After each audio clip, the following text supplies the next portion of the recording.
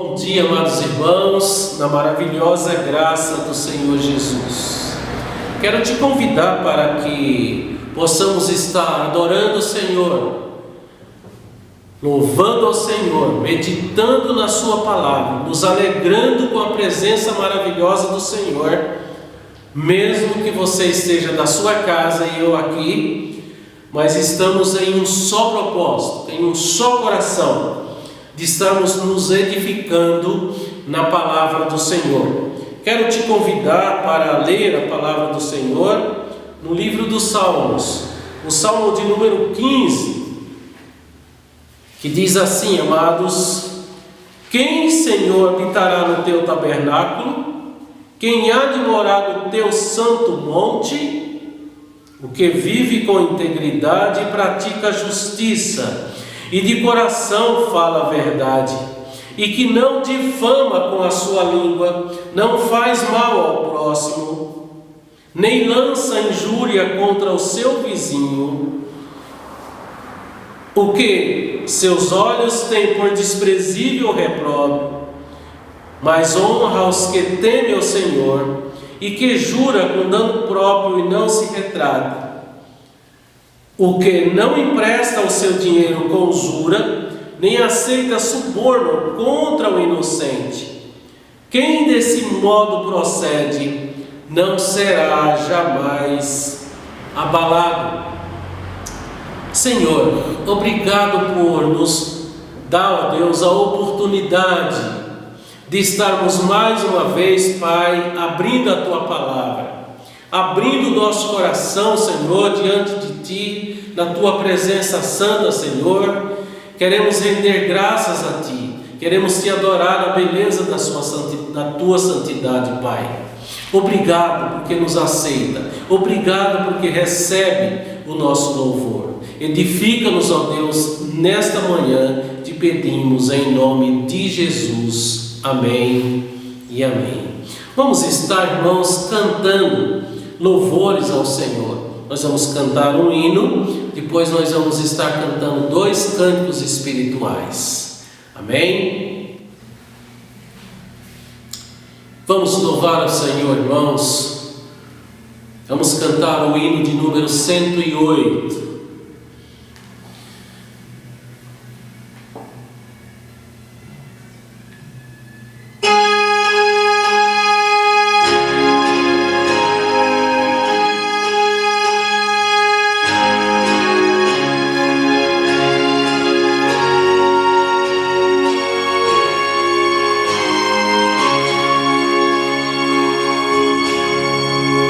Se nós amas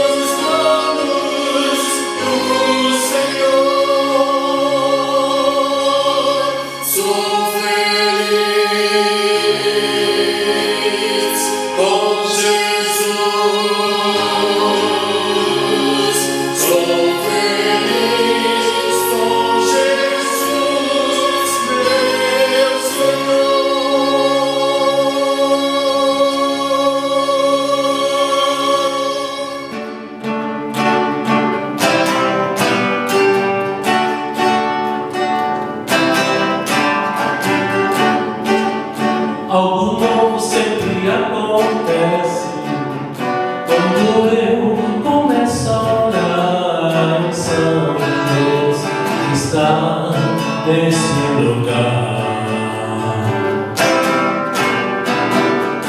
As muralhas não resistirão, o inimigo não suportará.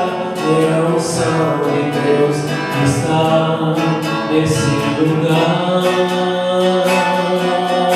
É a unção de Deus está nesse lugar.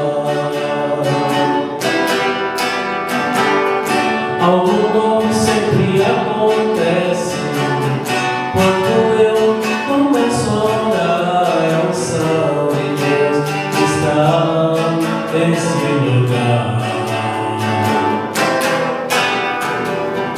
As muralhas não resistirão, o inimigo não suportará. É a unção de Deus que está nesse lugar.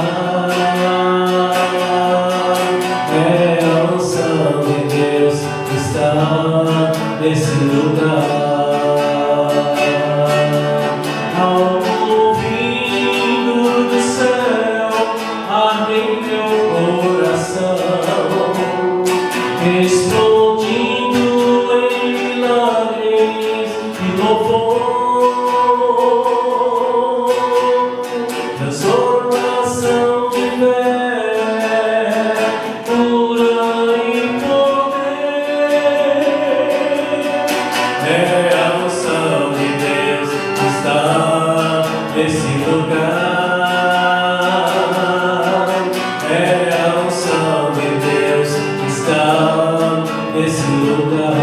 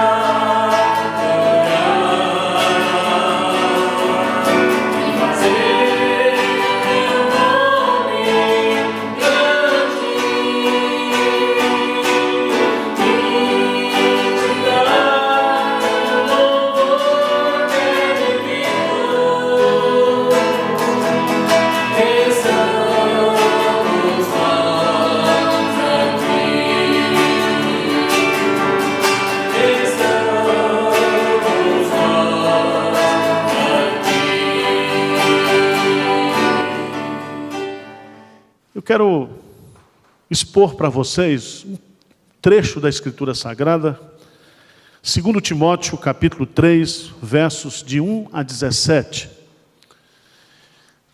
A carta de Paulo, a segunda carta de Paulo a Timóteo, foi o último escrito de Paulo em vida. Paulo escreve essa carta para encorajar o seu filho na fé, Timóteo, que era pastor na cidade de Éfeso.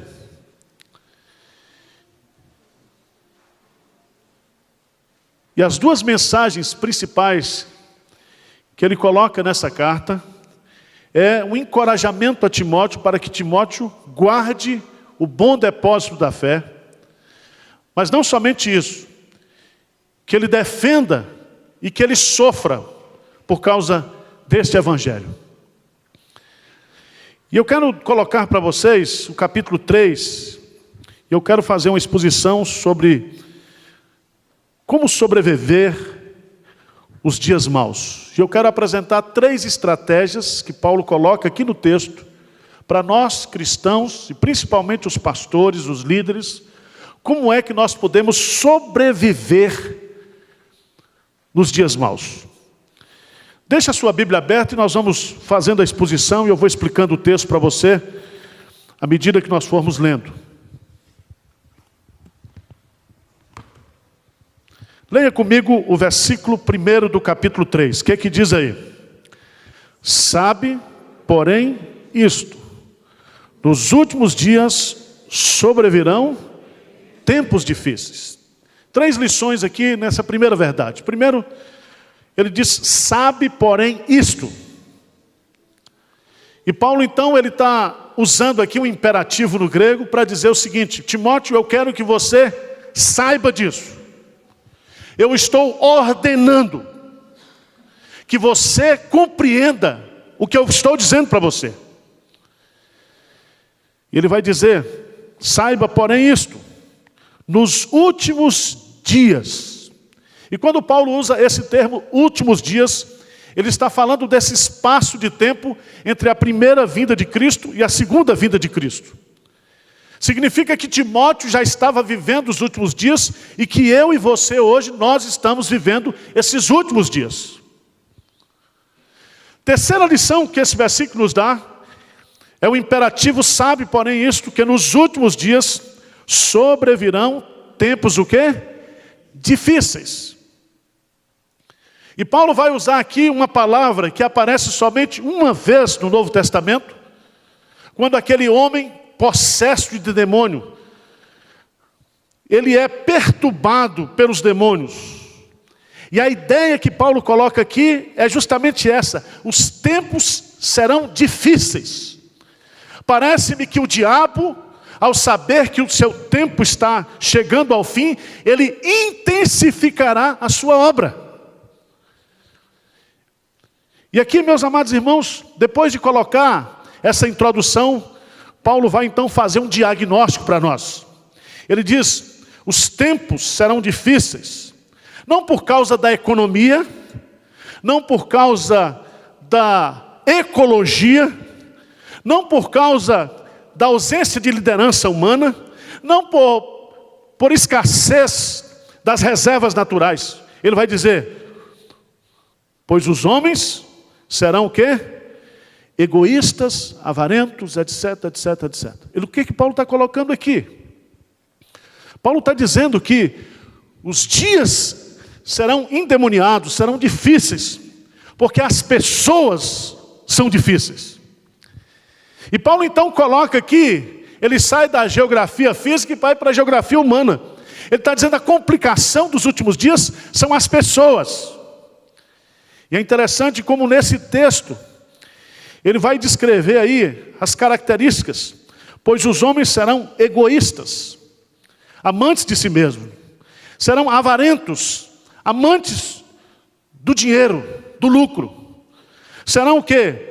Jactanciosos, arrogantes, blasfemadores, desobedientes aos pais, ingratos, irreverentes, desafeituados, implacáveis, caluniadores, sem domínio de si, cruéis, inimigos do bem, traidores, atrevidos, enfaltuados, amigos dos prazeres que amigos de Deus.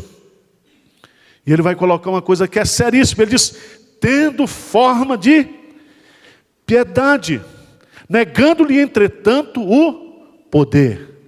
Ou seja, haverá uma perversidade de caráter travestida de falsa espiritualidade, de falsa piedade. E é interessante como a gente vê homens, pessoas que são diabólicas na sua conduta, no seu comportamento, mas estão travestidas como se fossem anjos de luz. E meus amados irmãos, o Paulo não coloca isso fora da igreja, ele traz isso para dentro da igreja. A Bíblia fala que por se multiplicar a iniquidade, o amor de muitos o quê? Expirará. E esse multiplicar a iniquidade não está falando da multiplicação da iniquidade no mundo, a iniquidade no contexto visível do reino de Deus. Você se lembra que Jesus disse em Mateus capítulo 7, quando ele confronta aqueles que no nome de Jesus fizeram isso, fizeram aquilo, profetizaram, curaram, Jesus diz: não vos conheço. E a mesma palavra no grego, quando ele diz: apartai de mim, vós que praticais o quê? A iniquidade. A iniquidade pode estar sendo praticada em nome de Jesus, dentro das igrejas. E Paulo então aqui, ele vai dizer que essas pessoas, elas liderarão pessoas completamente desequilibradas. Essas pessoas, elas aprenderão sem jamais poder chegar ao conhecimento da verdade. Essas pessoas resistirão àquilo que é certo no reino de Deus, a sã doutrina. Mas no versículo 9, ele vai dizer: eles todavia não irão avante, porque a sua insensatez será a todos evidentes, como também aconteceu com a daqueles. Aí a partir do versículo 10, depois de fazer esse diagnóstico, e nós estamos inseridos nesse diagnóstico, Paulo vai nos dar 3 estratégias para a gente sobreviver a esses dias maus. A primeira delas está no versículo 10 até o versículo 13. E qual é essa primeira estratégia? Essa primeira estratégia é que para nós sobrevivermos aos tempos difíceis, aos tempos demoníacos, nós precisamos seguir líderes piedosos.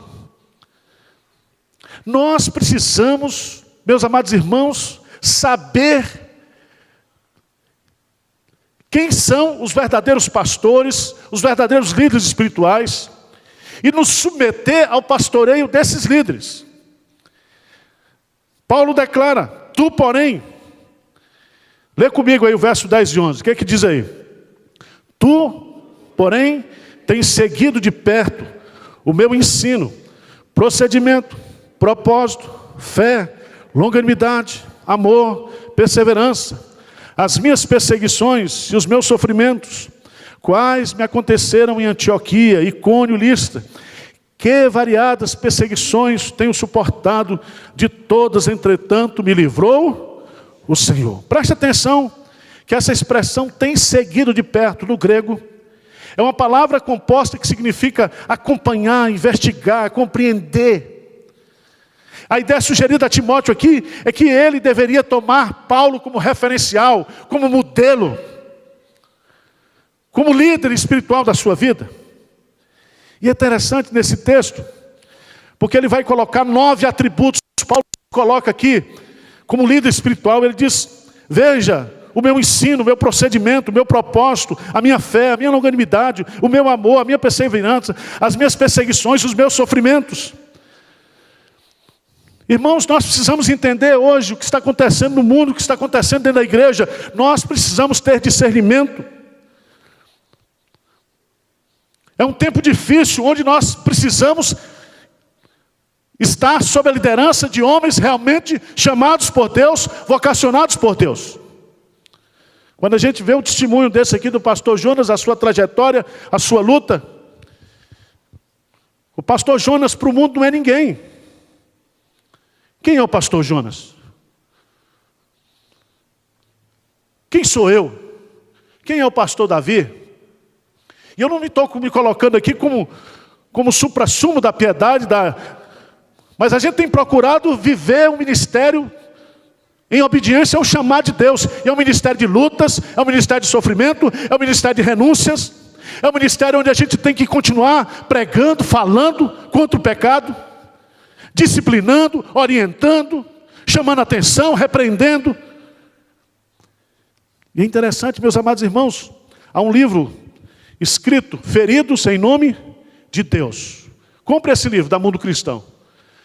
Você vai descobrir o quanto as pessoas estão por aí sofrendo porque caíram na mão de líderes espirituais inescrupulosos. Homens que não têm o temor de Deus. Homens que não têm nenhum tipo de consideração com o sofrimento das pessoas. E essas pessoas muitas vezes, elas são bajuladas. Essas pessoas, elas são insensatas. Essas pessoas fazem promoção de si mesmo, de si próprio. Paulo está dizendo para Timóteo: Timóteo, não tem vergonha de mim, que sou prisioneiro de Cristo. Todos me abandonaram. Eu estou sozinho, morrendo numa masmorra, mas eu sou um homem de Deus. Eu dei a minha vida pelo ministério.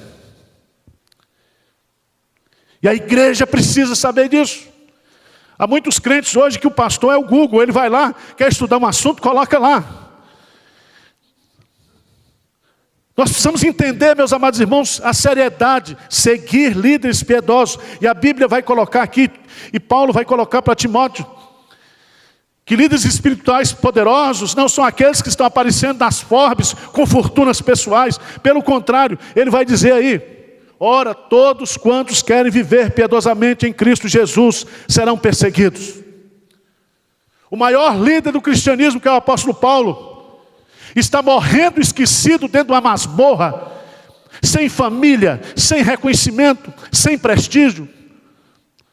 Mas um homem que tem a coragem de dizer para Timóteo: Timóteo, combati o bom combate, acabei a carreira e guardei a fé.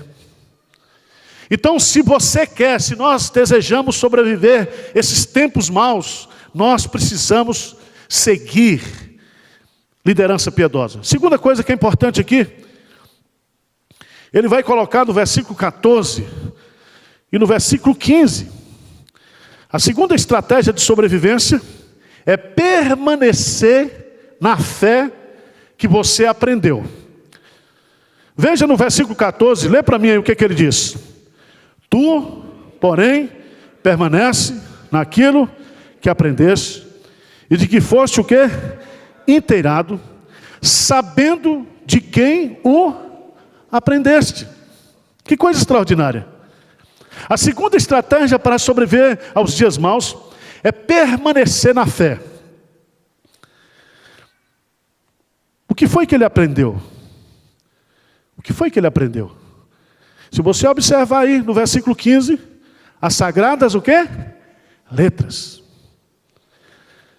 Meus amados irmãos, nesse tempo de relativismo, nesse tempo de pluralismo, nós precisamos ter firmeza na fé. E firmeza na fé aqui não é firmeza intelectual, como tem muitos na igreja que são firmes na cabeça,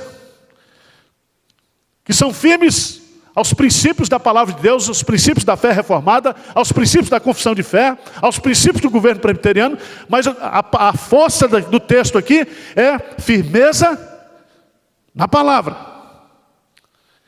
é permanecer, é viver aquilo que nós aprendemos.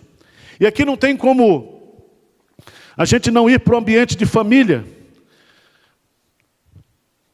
porque Paulo, ele está lembrando a Timóteo que a verdadeira formação espiritual dele não foi dada na igreja, não foi recebida na igreja, mas foi recebida dentro de casa. E Paulo está retomando aqui um princípio da fé judaica, é que a fé começa em casa. Igreja, ela é uma parceira, ela ajuda, ela corrobora, ela fortalece, ela cria um espaço de comunhão coletiva, mas é dentro de casa que a gente aprende a crer em Deus, a depender de Deus, a viver na presença de Deus. E sabe o que me entristece, meus amados irmãos? É que geralmente uma geração crente, ela vem seguida de uma geração menos crente, e a terceira geração já é uma geração apóstata. E se você observar bem o que está acontecendo na igreja presbiteriana, é que muitas vezes, por falta do compromisso da fé dentro de casa, os nossos netos, os nossos filhos estão abandonando a igreja. Nós temos uma quantidade muito grande hoje de filhos e de netos presbiterianos que estão fora da igreja. Pessoas que são abençoadas materialmente, pessoas que são abençoadas intelectualmente, mas não têm mais compromisso com Deus. Só que essas pessoas, elas não sobreviverão aos dias maus. Para a gente sobreviver os dias maus, nós temos que estar de joelho dentro de casa, orando com os nossos filhos, pedindo a Deus misericórdia pelo nosso casamento. Nós precisamos permanecer naquilo que nós aprendemos. Nós não podemos abrir mão, meus amados irmãos, daquilo que é o feijão com arroz da fé cristã, daquilo que é a essência. E Paulo vai dizer de quem ele aprendeu. Ele aprendeu da sua avó Loide, da sua mãe Eunice. Os pais crentes são os mais eficazes professores dos seus filhos. A fé se aprende em casa pelo ensino e pelo exemplo dos pais. A nossa crise não é crise de igreja. A nossa crise é crise de família. Se a igreja passa por uma crise, a essência, a base, a fonte, está dentro das casas, dentro dos lares.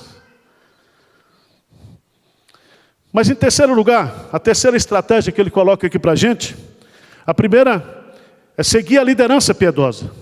A segunda é permanecer na fé que você aprendeu. Não remova os marcos antigos. Não abra mão dos princípios de fé que você aprendeu dos seus pais. Terceira estratégia. Aprenda e pratique a palavra de Deus. A terceira estratégia para sobreviver nos dias maus é estudar e praticar o quê? A Bíblia. E ele vai colocar aí, lê comigo versos 16 e 17, lê comigo aí.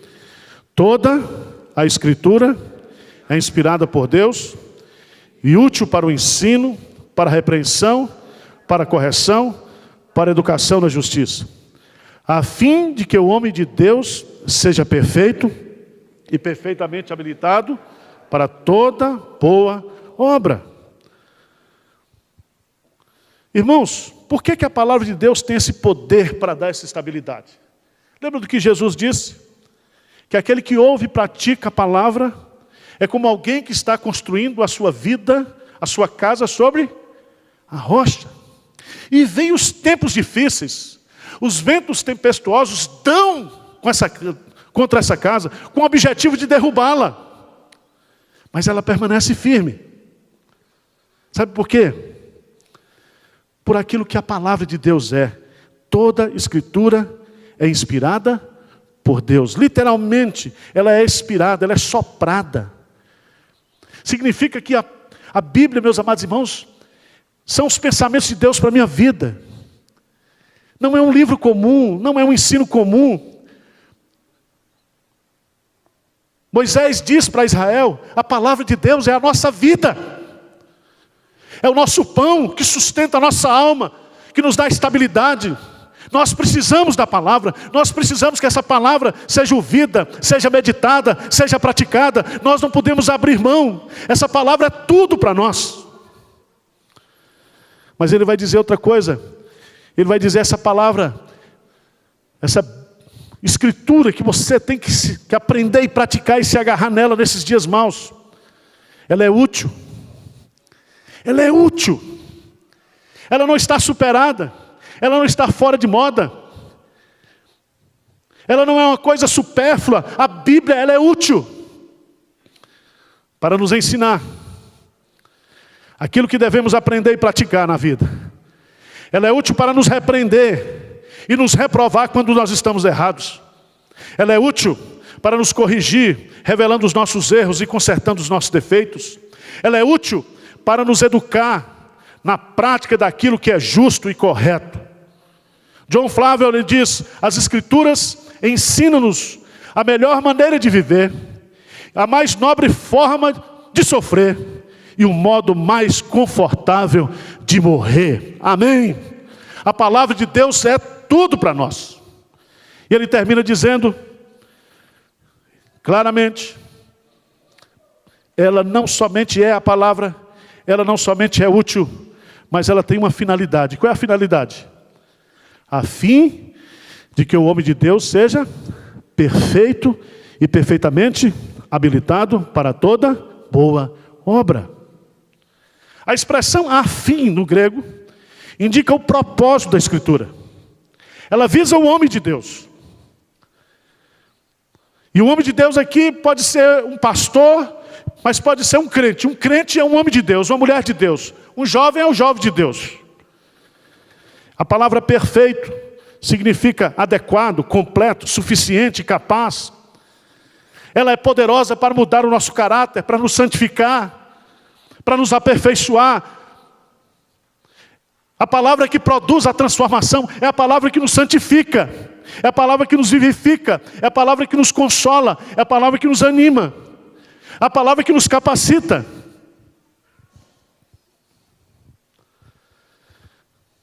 Thomas Watson, ele diz: a Bíblia é uma mina de diamantes, um colar de pérolas, a espada do Espírito. Um mapa pelo qual o cristão navega para a eternidade. O roteiro pelo qual anda todos os dias. O relógio pelo qual acerta a sua vida. A balança com a qual pesa as suas ações. Eu quero deixar essa palavra de Deus para nós aqui nessa manhã. 2 Timóteo, capítulo 3, versos de 1 a 17. 3 estratégias para sobrevivermos os dias maus. Os dias maus estão descritos do versículo 1 até o versículo 9. Os dias são maus porque as pessoas são ruins. A maldade dos tempos está diretamente relacionada com a maldade que está no coração das pessoas. Nós, porém, se desejamos sobreviver nesses tempos maus, na convivência dessas pessoas ruins, temos, em primeiro lugar, que seguir uma liderança piedosa. Versos de 10 a 13. Temos que permanecer na fé, naquilo que nós aprendemos, os fundamentos da nossa fé. Terceira coisa, nós precisamos viver a palavra de Deus. A palavra de Deus deve ser, tem que ser, o nosso alimento, o nosso sustento, a nossa espada, tudo aquilo que nos mantém de pé e nos capacita e nos sustenta, é a palavra de Deus. Que Deus nos abençoe. Amém.